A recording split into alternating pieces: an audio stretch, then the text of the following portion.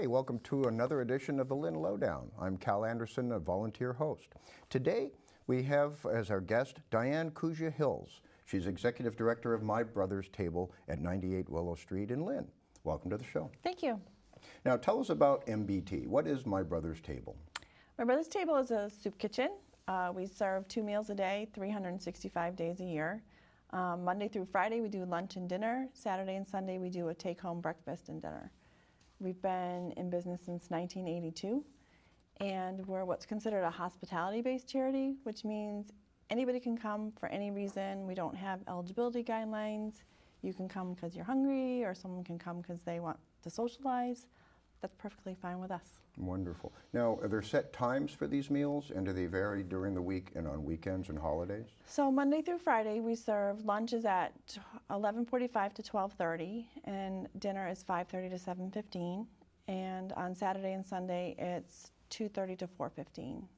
Holidays, for the most part, are just the same, except for Christmas. We usually do a weekend hours. Okay. Now, how do people partake? I mean, they just come, present themselves? They just walk in the door. All right. And I've seen sometimes when just before the doors open, there's a line outside. Yeah. So I always tell people, if you don't want to wait in line, come like 15, 20 minutes after we open, because there's usually not a line then. It's cafeteria style, so people come in, they get a tray, they can select what items they want. They can pick what drinks they want. If someone's in a wheelchair or has a cane, we can assist them with their tray too. Great. Now, it's a food program, so there must be nutrition in mind. Now, how you plan your meals so that they meet the needs of, I guess, mostly adults and families? So lunchtime, we always serve sandwiches, fruit, yogurt if we have it, milk, coffee, and then on dinner time, we do bread and butter, salad, pasta or some kind of starch, protein and vegetable, dessert, coffee, juice, and milk. We also offer an alternative meal, which is a large salad with a lean protein on top, because some people can't have a lot of carbohydrates or they're trying to manage their fat. So, yeah, there's a lot of challenges because everybody's dietary needs and preferences might be different. So it's nice that you're accommodating that with the broad spectrum of offerings. Now, who are the clients for the most part? On a typical day, who would you see coming into My Brother's Table? It's a variety of folks. I would say close to about 2/3 of our guests are folks that are disabled. So could be any kind of disability, physical, intellectual, or emotional. We also have, I'd say probably about 1/3 of our guests are long-term guests. They're folks that have come to us for years and years and years. They live in the neighborhood. Probably another 1/3 are folks who are more transitory. So we'll see them a bit, and then we probably won't see them again. And then the other 1/3 are people who are typically, down on their luck for maybe a year or so, and then they get back on their feet again. So it's kind of a mix, men and women. We have babies up to people in their 90s. It just really varies. All right. I have a colleague who partakes on a regular basis, mainly because he lives alone. He's a bachelor. He couldn't prepare all the different varieties and nutritional meals out of his kitchen, so he comes down and he writes you checks every year. So this is a good thing. He uses it, but he's also paying it forward as well. Yeah, we're perfectly happy. Like if someone wants to come just for social reasons, what we do is try to provide a place where everybody feels welcome. So some folks live in rooming houses. They live in one room. They don't have a kitchen. Right. They might not have family or friends nearby. So they're welcome to come sit at a table with some other folks and have a conversation.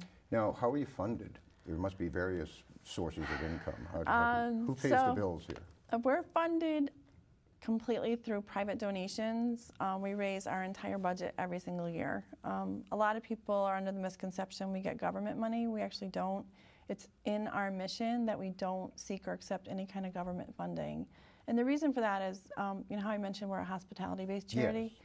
If we were to get government money or some of these other types of money, you have to say, well, Calvin, you'll have to tell me how much money you make and where do you live and do you have kids, do you have a disability?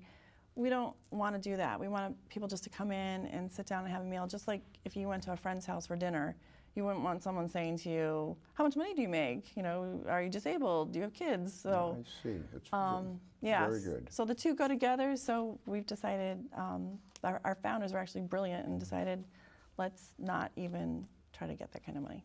Now, do you have some annual or regular fundraising events coming up? The listeners at home might want Sure. to make a note on the calendar and Yep. take This spring we have a comedy night, which is a Sunday night, and it's a fundraiser just with our general operating funds. And then in August we have our summer party.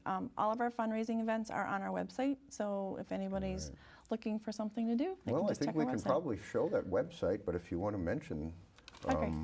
I have it down as mybrotherstable.org. Yes. Very simple. Yep, And that's do you it. have a phone number in case people want to 781. call? 595-3224. All right, wonderful. Now, there's staff at My Brother's Table, but I understand a lot of your meals and functions rely on volunteers. Yes. And how do people get involved, and when are these volunteers needed? So we use between 2,500 and 3,000 volunteers a year. Really? Some people come once, and some people come a couple times a week. So they serve our meals, they drive our vans, they do pickups, they do deliveries, they help us cook. All someone would have to do is call us and set up a time to volunteer, or you can also do it through our website. Either way.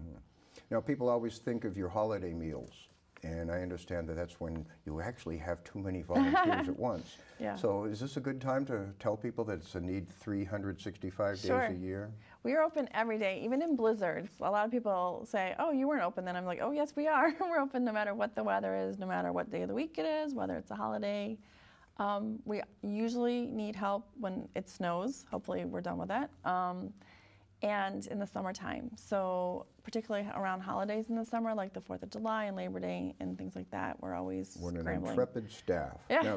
Now, is there any home delivery type service, providing meals or foodstuffs to Yeah, so people at home? we do, most of our meals are on site, but we do a weekly food delivery program for families where the primary caregiver is unable to cook or shop. So we have about 24 families on that right now. They have to be too young for Meals on Wheels, and we deliver our own sort of frozen dinners and heat and eat things that you just I need to see. pop So in the microwave. you fill in some of the gaps. Yep. What is the age qualification for Meals on Wheels, by the way? 65. Okay, so it's So- traditional, what they pretty much Yep. broadly Yeah. consider retirement age. Yeah. And Yep. believe me, when you reach retirement age, the world shifts, doesn't it? Now, are there any common myths that you'd like to dispel about My Brother's Table, or maybe about the endeavor in general? Because Sure. every civilized city on the planet has soup kitchen concept. I think sometimes people think, for one thing, that we're a government program, which we're not. I think other people think we're in our space for free. The building's owned by the city of Lynn, but we pay rent. We always have.